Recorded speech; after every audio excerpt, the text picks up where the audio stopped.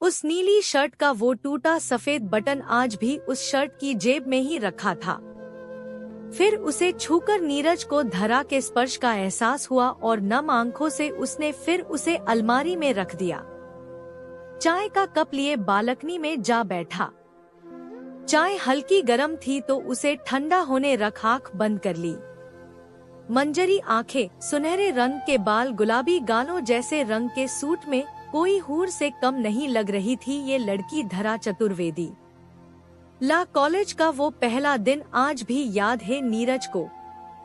शर्मीला सा दिखने वाला नीरज, बहुत कम बोलने वाला नीरज, पहली ही झलक में अपना दिल हार बैठा था उस धरा चतुर्वेदी पर। जितना सरल नीरज था, धरा बिल्कुल उसकी उल्टी। नीरज शीतल चंद्रमा जैसा तो धरा तेज सूरज जैसी। पढ़ाई में दोनों बहुत होशियार थे। धरा की चंचलता नीरज को उसकी तरफ और ढकेल देती। एक बार फ्रेंडशिप डे के दिन नीरज ने धरा से कहा, क्या आप मेरी फ्रेंड बनेगी? पहली बार में तो वो बोली, ये नहीं हो सकता ना। धरा ने कहा, तुम तो एकदम ठंडी चाय हो, तुमसे दोस्ती घाटे का सौदा ना हो। तुम तो किसी से ज्यादा बोलते भी नहीं हो, ना ही कहीं घूमने जाते हो दोस्तों के साथ। और तो और पूरे कॉलेज की लड़कियों में ये धरा चतुर्वेदी ही मिली तुम्हें दोस्ती के लिए। खैर आज दिन अच्छा है, खुश हो जाओ, मुझे ये दोस्ती मंजूर है। फिर क्या रोज लाइब्रेरी में दोनों साथ पढ़ते। अब नीरज भी धरा के रंग में ढलने लगा था। जोर जोर से बोलना, कैंटीन में दोस्तों के साथ मस्ती करना, धरा भी ये सब देखकर खुश होती थी। नीरज पर तो मोहब्बत का रंग था, पर धरा वो तो बस ये सोचकर ही खुश थी कि ये ठंडी चाय अब गर्म होने लगी है। दोनों की वकालत कंप्लीट हो गई, खुश थे दोनों काफी। 15 दिन बाद कॉलेज से डिग्री मिलना थी। वो दिन भी आ गया।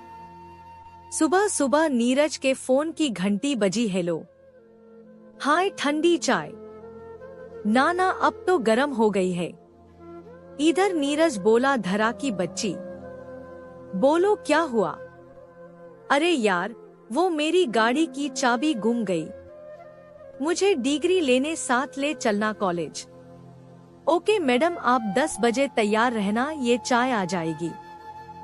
धरा ने कहा, 10 बजे क्यों? कॉलेज तो 1 बजे जाना है। तो नीरज बोला, कुछ बात करना है तुमसे। वो बोली, ओके, अब मैं रेडी होती हूँ, बाय। आज तो नीरज उड़ रहा था। आज वो अपने मन की बात धरा को जो कहना थी, जो वो पिछले 3 साल से कभी कह ना पाया, फटाफट वो भी आज उसकी पसंद की नीली शर्ट पहन के रेडी हो गया।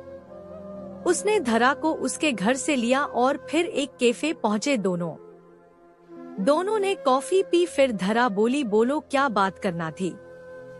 तो नीरज ने अपनी जेब से अंगूठी निकाली और धरा के आगे सर झुकाकर कहा, धरा, विल यू मैरी मी?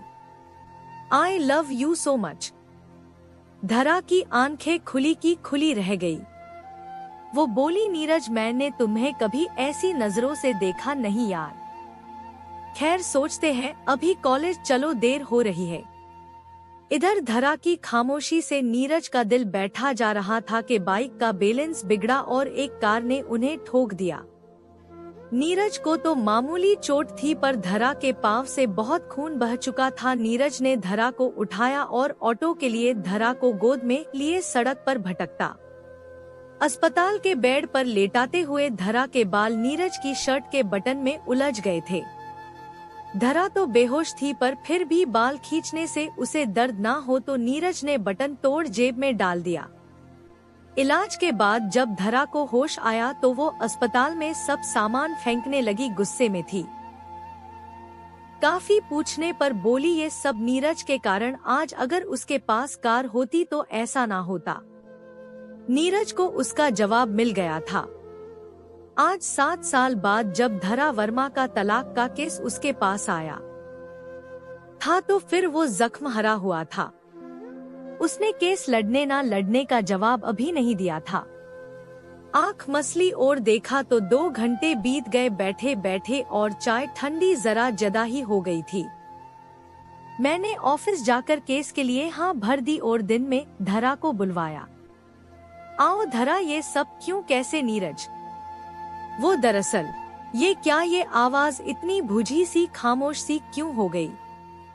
खुद को संभाला मैंने। गुड़िया के पापा, गुड़िया धरा की 6 साल की बेटी से मुझे तलाक चाहिए। मुझे जैसा लड़का चाहिए था शादी के लिए मेरे माँ पापा ने बिल्कुल वैसा ही ढूंढा था। राजीव को मेरे लिए घर में आधा दर्जन कार, 1 दर्जन नौकर, सारे ऐशो आराम, बोले तो रानी वाला राज। पर वो राजीव, वो तो एक अय्याश, आवारा जानवर निकला, धोखेबाज निकला। उसने मुझे सिर्फ एक सजावट का सामान समझा और कुछ नहीं। भावनाओं का रिश्ता कभी नहीं बना हमारा, हाँ शारीरिक बनता था जब वो चाहता। मेरी तो चाहत पहली रात को ही खत्म हो गई थी जब मैंने राजीव को कहा अभी मैं तैयार नहीं हूँ, हम एक दूजे को समझे, फिर कुछ हो तो उसने मेरे साथ जबरदस्ती की और फिर बार बार की। मेरी हंसी खुशी कुछ मायने नहीं थी उसके लिए, सिर्फ अपना states, high profile party, meetings, client, ये सब मायने रखता था।